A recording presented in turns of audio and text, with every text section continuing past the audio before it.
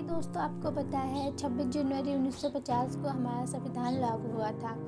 इस दिन को हम गणतंत्र दिवस के रूप में मनाते हैं और साथ में दोस्तों उन सभी संविधान निर्माताओं को इस दिन याद किया जाता है। लेकिन क्या आपको पता है हमारा संविधान किस प्रकार से किन रुकावटों को पार करके बना है, साथ में कितने सारे वीर जवानों ने इसको बनने में और इसको आज़ाद करने में अपनी भूमिका निभाई है। तो दोस्तों हम इससे ज़्यादा डीप ना जाकर इसके केवल कीवर्ड और की फैक्ट को जानने की कोशिश करेंगे। भारत का संविधान विश्व का सबसे बड़ा लिखित संविधान है जो भारत को अन्य देशों से अलग करती है। साथ में दोस्तों इसको बनने में 2 वर्ष 11 महीने 18 दिन का समय लगा। जहाँ तक इसके खर्च की बात करें तो 64 लाख रुपये इसमें खर्च हुए, यानी कि 44 लाख रुपये इसमें खर्च हुए।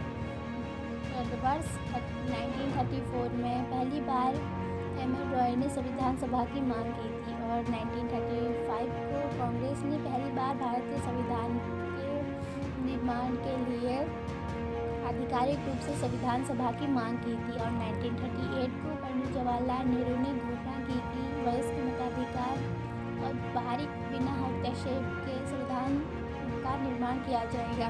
संविधान सभा के प्रथम अस्थायी सदस्य थे डॉक्टर सच्चिदानंद सिन्हा और स्थायी अध्यक्ष थे डॉक्टर राजेंद्र प्रसाद।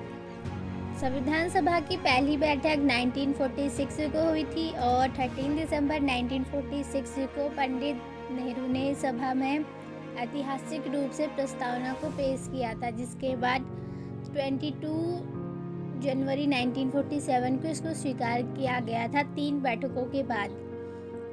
इसके बाद B.R. राव अम्बेडकर यानी कि भीमराव अम्बेडकर ने सभा में 4 नवंबर 1948 को संविधान का अंतिम प्रारूप पेश किया था और संविधान को पहली बार पढ़ा गया था।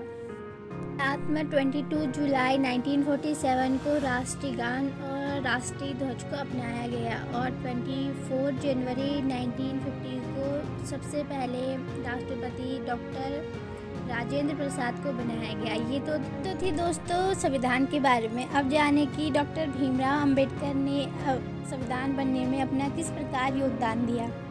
तो डॉक्टर भीमराव अम्बेडकर को भारतीय संविधान का जनक माना जाता है क्योंकि उन्होंने इसमें अपनी अहम भूमिका निभाई है और साथ में वे प्रारूप समिति के अध्यक्ष भी थे।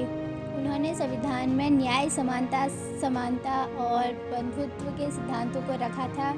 साथ में अस्पृश्यता यानी कि छुआछूत के उन्मूलन और कुछ पिछड़े वर्गों के लिए आरक्षण के प्रावधान भी किए थे।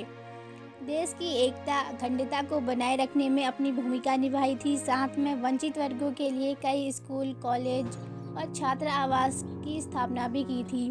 उन्होंने भूमि सुधार में बल दिया था और वे सभी हितकारी काम किए गए थे जो एक राष्ट्र के लिए यानी कि एक देश के लिए महत्वपूर्ण थे।